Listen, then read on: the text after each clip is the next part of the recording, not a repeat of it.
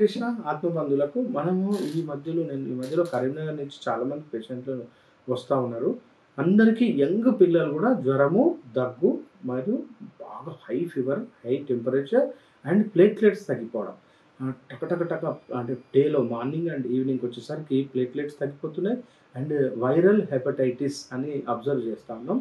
Virus అంటే ఎప్పుడైతే జ్వరంగా వస్తుందో మనకు సో, ఈ యొక్క లివర్ కూడా ఇన్ఫెక్ట్ కావడం. వెంటనే లివరు తన యొక్క పనిని ఆపేసి, ఆ కెమికల్స్‌ను డిస్ట్రాయ్ చేయలేక చాలా అంటే జబ్బు పడతదనమాట. సో, అప్పుడు జాండీస్ అంటాం కదా! పసరికలు లేదా కామెర్లు.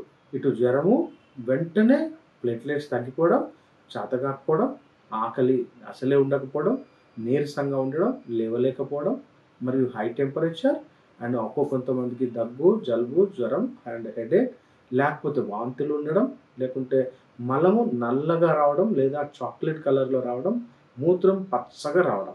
ఇట్లాంటి లక్షణాలు కరీంనగర్ ఏరియా నుంచి మేము అబ్జర్వ్ చేస్తున్నాం. వాళ్ళందరికీ విజ్ఞప్తి ఏందంటే, దయచేసి ఇట్లాంటి లక్షణాలుంటే వెంటనే ప్లేట్‌లెట్స్ తగ్గుతున్నాయనుకోండి, వెంటనే మనము బొప్పాయి ఆకు యొక్క స్వరసం అంటే బొప్పాయి ఆకులను తీసుకోండి.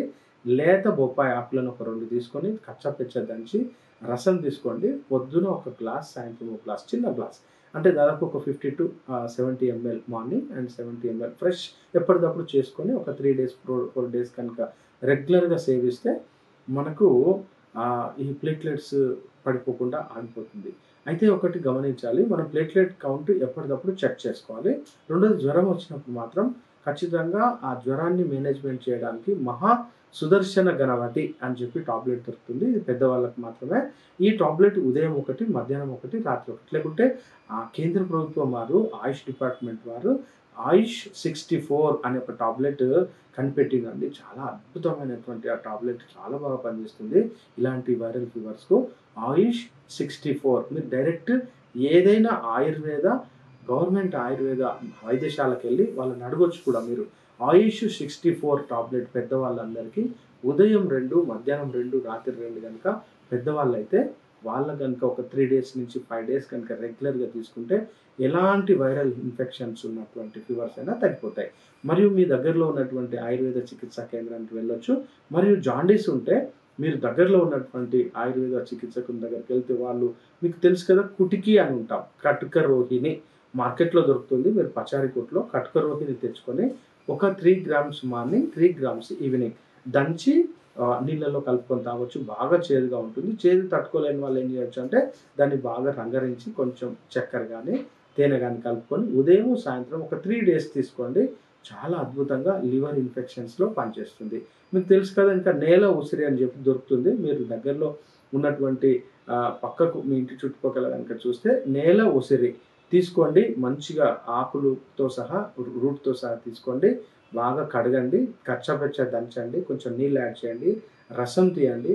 పొద్దున ఒక 60 ఎంఎల్, సాయంత్రం ఒక 60 ఎంఎల్ కటుక రోహిణితో పాటు కూడా తీసుకోవచ్చు. అట్లా ఒక 3 డేస్ కనుక తీసుకుంటే ఈ వైరల్ ఇన్ఫెక్షన్ ఉన్నటువంటి హెపటైటిస్ అంటాం. వైరల్ హెపటైటిస్, జాండీస్ అంటాం కదా!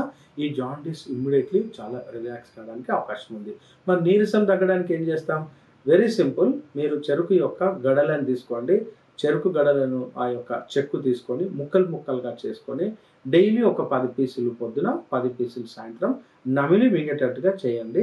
చెరుకు రసం దయచేసి ఇవ్వద్దు. డైరెక్ట్ చెరుకునే నమిలి ఉంచమని చెప్పండి. వాంతులు వచ్చేటువంటి పరిస్థితి ఉంటే తగ్గిపోతుంది. సో, ఇక్కడ మనం జ్వరం తగ్గింది, మరియు జాండీస్, మరి ఇంకా చెప్పాలంటే వైరల్ ఇన్ఫెక్షన్స్ తగ్గిపోయినాయి. ఇంకా అన్నిటికంటే ది బెస్ట్ ఏందంటే ఒక సంపూర్ణమైనటువంటి చికిత్సా పద్ధతులకు, విధానానికి దగ్గరలో ఉన్నటువంటి ప్రభుత్వ ఆయుర్వేద వైద్యశాల కన్నా వెళ్ళండి. లేకుంటే ఒక క్వాలిఫైడ్ ఆయుర్వేద డాక్టర్ గారి దగ్గరికి వెళ్ళండి. మీకు ఖచ్చితంగా రిజల్ట్ దొరుకుతుంది. దీంట్లో నిజంగా చెప్పాలంటే ఆధునిక వైద్యంలో సింప్టమాటిక్ ట్రీట్మెంట్ తప్ప వేరే పరిష్కారం లేదు. కామెర్లకు పెద్దగా చికిత్స అక్కడ ఏమీ లేదు. ఆయుర్వేదంలో చాలా అద్భుతమైన చికిత్సలు ఉన్నాయి. హరే